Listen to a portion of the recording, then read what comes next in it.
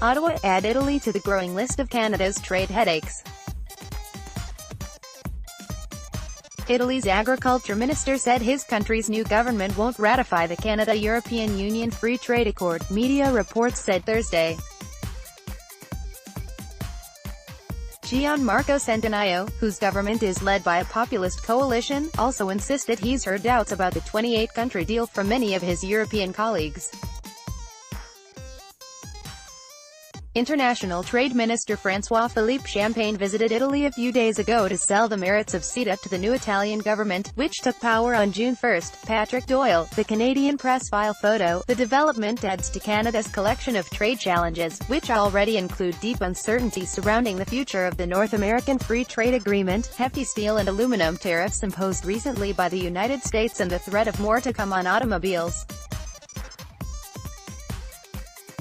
Foreign Affairs Minister Chrystia Freeland, in Washington on Thursday to try to jumpstart stalled NAFTA negotiations, told reporters she believes Italy will eventually sign on to the Comprehensive Economic Trade Agreement, or CETA. Freeland noted that Austria was initially reluctant to ratify CETA, but eventually came around. Article continued below. I'm confident we will have full ratification at the end, said Freeland, who added she had a good conversation about CETA with Italian Prime Minister Giuseppe Conte during last weekend's G7 summit in Quebec. 98% of CETA came into effect last September on a provisional basis. The deal was settled in 2016 after years of talks, but all EU nations must now vote on it independently. Read more. Chrystia Freeland takes on Trump's mano a mano mentality. Premier invites Donald Trump to watch come from away and talk tariffs. Trump advisor apologizes for saying Trudeau has special place in hell. NAFTA, however, was the main topic of discussion for Freeland on Thursday during an hour-long meeting with U.S. Trade Czar Robert Lighthizer. Article continued. Below. Canada, Mexico and the U.S. will continue negotiating NAFTA through the summer, although specific dates haven't been set, she said. We're going to make a real push over the summer, said Freeland, who called the meeting constructive. I think all three countries are clear that meaningful progress has been made to date and we need to keep working hard to get to a deal. Several Canadian cabinet ministers have been reaching out to their American counterparts this week in an effort to advance NAFTA talks and to persuade the Trump administration to back down from his steel and aluminum tariffs. Lighthizer and Freeland also discussed the tariffs, which have been at the center of an increasingly ugly dispute between the U.S. and many of its closest allies, including Canada. Prime Minister Justin Trudeau has called the tariffs insulting, because they are based on the premise Canada poses a national security risk to the U.S.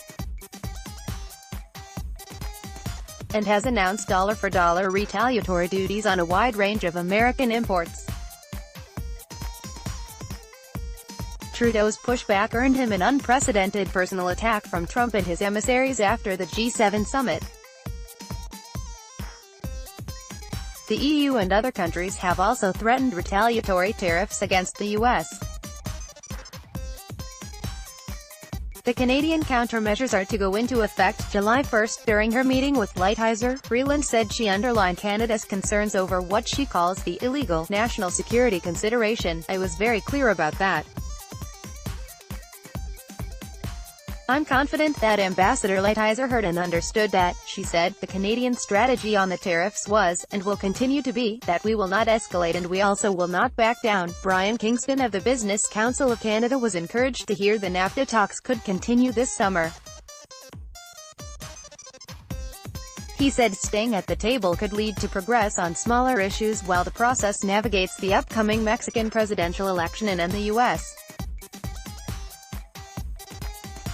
congressional midterms, which are both expected to slow things down. You can kind of clear out that undergrowth, take brackets off texts and get to a point where we've just got those big issues and we can make a deal, said Kingston, the Council's Vice President of International and Fiscal Policy. On CETA, Kingston said the comments from Italy were concerning. But he noted its provisional implementation means the commercial benefits are already being realized and that there's no set timeline for states to ratify. Without ratification, however, the agreement's investment provisions and its investor court system won't come into force, he said. Obviously, for certainty reasons, people prefer this to be done relatively quickly, said Kingston, whose group represents many of Canada's largest corporations. Companies always benefit from having investment certainty when they're entering into a market. So, having those investment provisions would be absolutely beneficial. International Trade Minister Francois-Philippe Champagne visited Italy a few days ago to sell the merits of CETA to the new Italian government, which took power on June 1. On Thursday, Champagne said 12 countries have already ratified the deal, and he argued Italy's exports to Canada are up 8% since the provisional agreement came into effect. He called it a gold standard deal because it offers protections for the environment and labor rights.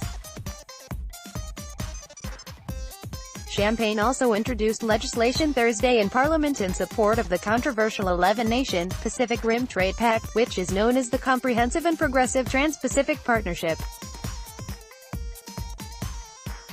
Ottawa attracted criticism for the move as groups, including the United Steelworkers and Council of Canadians, warned the CPTPP is a business-friendly deal that will give multinationals the power to sue governments. In Canada, the Liberal government is set to fast-track Canada's inclusion in the TPP, while most Canadians know little about the impact of this secretly negotiated trade agreement. United Steelworkers National Director Ken Newman said in a statement, "It will worsen inequality, further erode Canada's manufacturing and industrial base. It will eliminate more middle-class jobs, increase drug prices and drive down wages, working conditions and environmental standards."